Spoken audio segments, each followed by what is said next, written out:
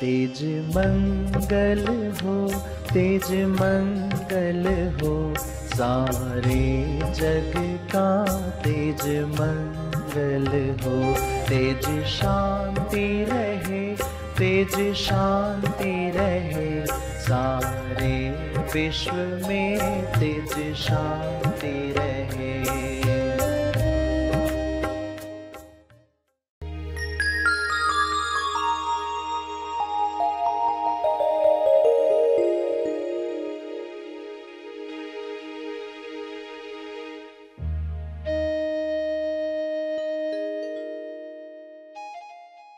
Boredom क्या है? Boredom किसी बात की रिपीटेशन से तैयार होता है। बार बार किसी चीज को हम देखते हैं, उपयोग में लाते हैं, रोज करते हैं, रोज सुनते हैं, तो एक पुनरावृत्ति होती है, रिपीटेशन होती है।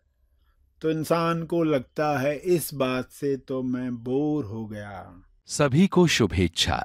हैप्पी थॉट्स तेज ज्ञान फाउंडेशन द्वारा आयोजित ध्यान प्रार्थना बीज बोने के लिए आप सबका स्वागत करते हैं। रोज हम सब मिलकर प्रार्थना करते हैं ताकि हम खुद भी स्वस्थ रह पाएं और जो बीमार हैं उन्हें भी हम अपनी प्रार्थना का बल पहुंचा पाएं। तो आइए ग्रहणशील रहते हैं और इस प्रार्थना का लाभ लेते हैं।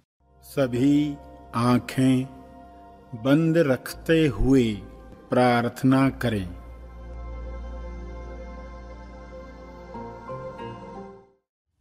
होश में सराबोर खोजियों सभी ध्यान करें।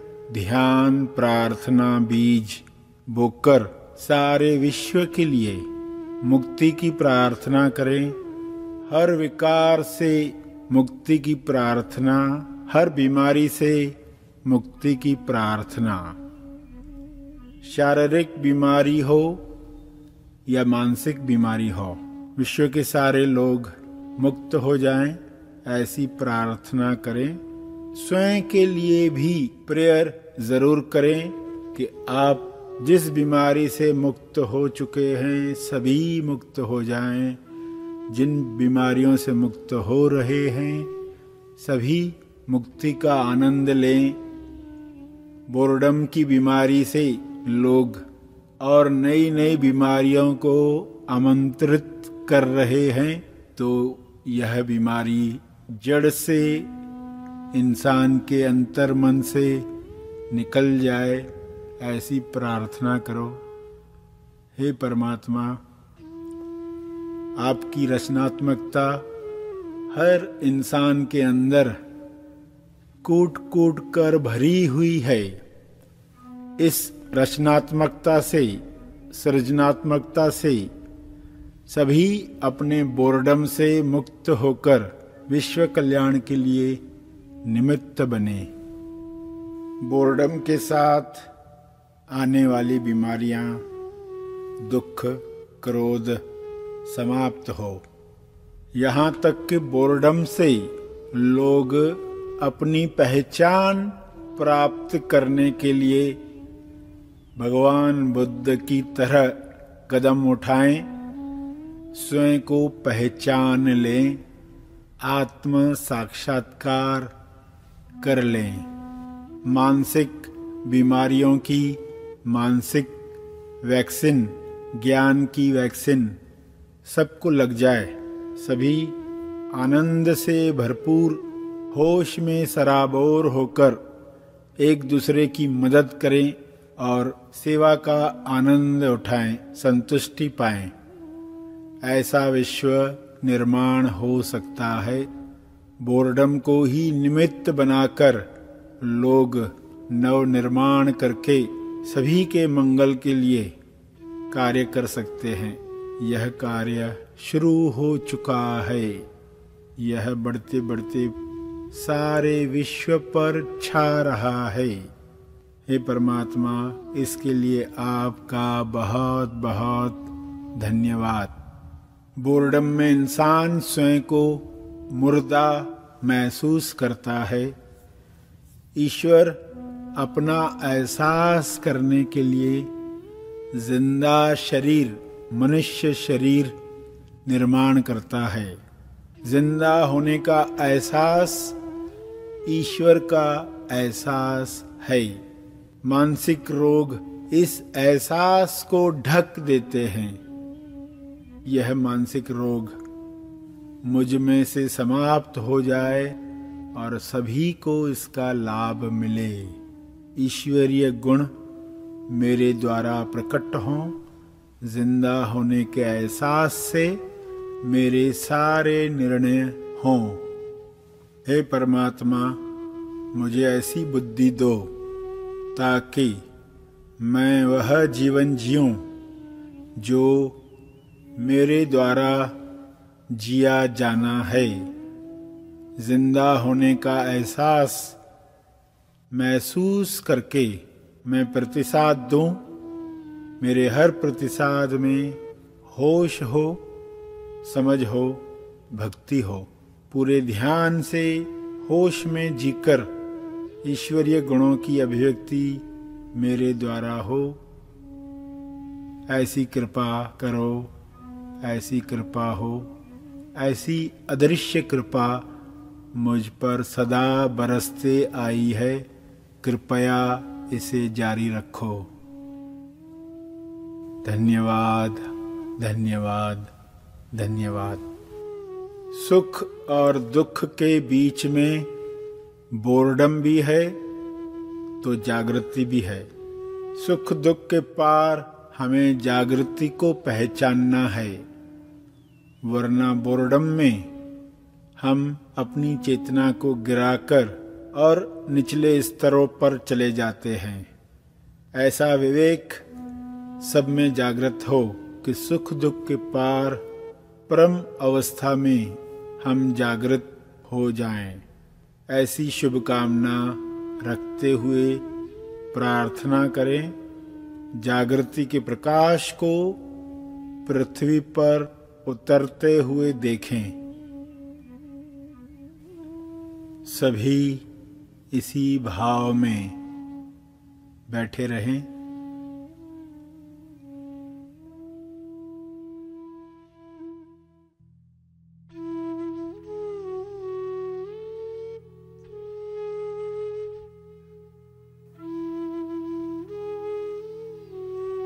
प्रार्थना के अंत में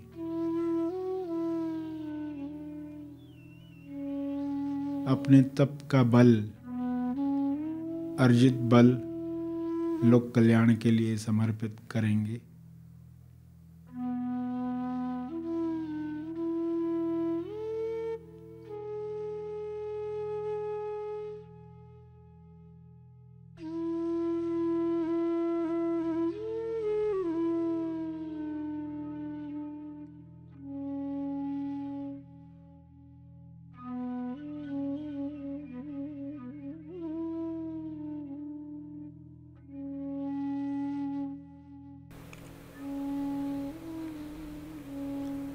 सभी धीरे धीरे आंखें खोलें।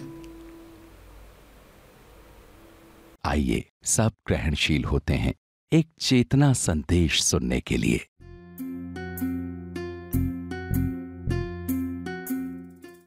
बोर्डम की बीमारी लगने के बाद फिर अनेक दुर्गुण आने लगते हैं। बोर्डम से बचने के लिए इंसान क्या क्या नहीं करता। इस एक बीमारी से अनेक बीमारियां प्रकट हो सकती हैं यदि इसे ठीक ढंग से नहीं देखा गया। समझ में आ गया कि यह बोर्डम हमारे जीवन में दुख, क्रोध, उत्तेजना के पीछे भागना जैसी बीमारियां लाता है।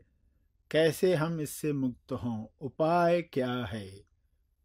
इस बीमारी की हाइट क्या है? इंसान या तो अपने शरीर की हत्या कर देता है और दूसरी तरफ हाइट ये भी हो सकती है कि वह बुद्ध बन सकता है। कैसी ये दो एक्सट्रीम्स हैं, कैसी ये दो अतियां हैं।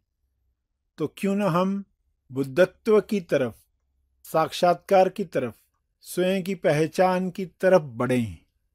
दोनों बातें हो सकती हैं। इस बीमारी को दोनों ढंग से देखा जाए। सही इलाज हो तो एक बहुत बड़ी बात जीवन में हो सकती है, जो हमारे जीवन का लक्ष्य है, महाजीवन बन सकता है। बोर्डम क्या है?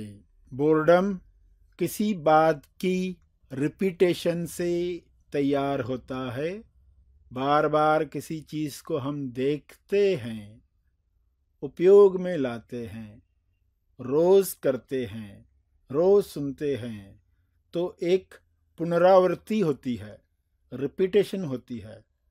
तो इंसान को लगता है इस बात से तो मैं बोर हो गया। यह बोर्डम रचनात्मकता को ला सकता था, मगर इंसान बिना सोचे समझे कह देता है बहुत बोर हो रहा है, और अपनी जिम्मेदारी से बचना चाहता है। सेम चेहरे घर में देखकर जो सालों साल देखते आया है, इंसान को लगता है वह बोर हो गया है। ऐसे वक्त में इंसान क्या करे? इंसान बदलाव चाहता है। उसे जो तरीका मालूम होगा बोर्डम से निकलने का, वही तरीका तो वह इस्तेमाल करेगा।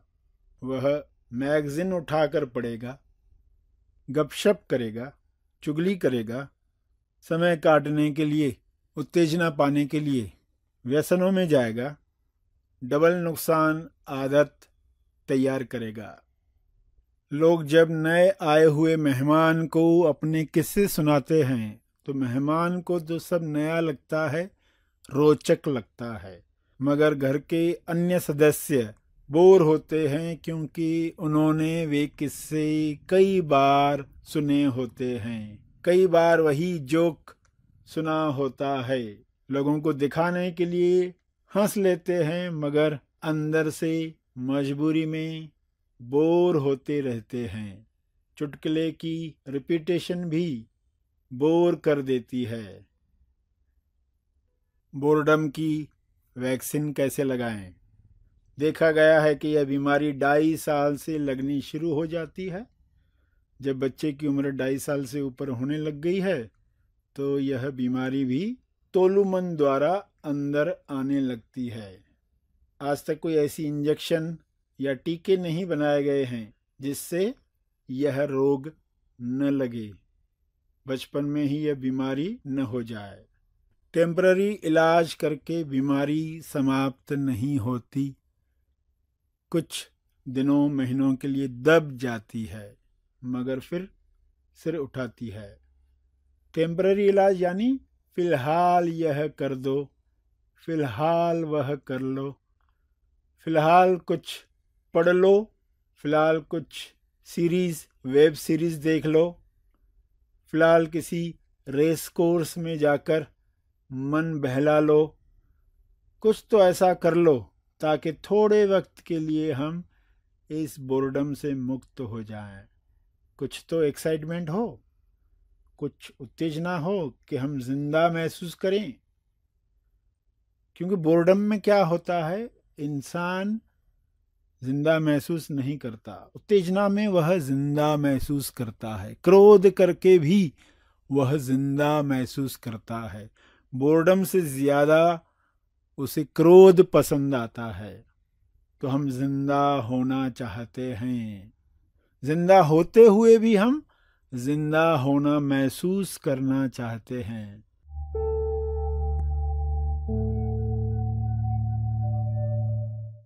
प्रार्थना और मार्गदर्शन का सभी ने लाभ लिया। आइए यहीं पर समाप्त करते हैं, कल फिर मिलेंगे। तब तक के लिए धन्यवाद। महा आसमानी परम ज्ञान शिविर हर इंसान के जीवन का लक्ष्य हो। मैं कौन हूँ? मैं पृथ्वी पर क्यों आया हूँ? मोक्ष यानी क्या? कैसे प्राप्त करें मोक्ष? यदि ये सवाल आपके अंदर है तो महा आसमानी परम ज्ञान शिविर उसका जवाब है। महा आसमानी परम ज्ञान शिविर होने जा रहा है मनन आश्रम पर 15 से 20 नवंबर 2022। तो इस सुनहरे अवसर का अवश्य लाभ लें और आज ही अपना रजिस्ट्रेशन करें। अधिक जानकारी के लिए संपर्क करें।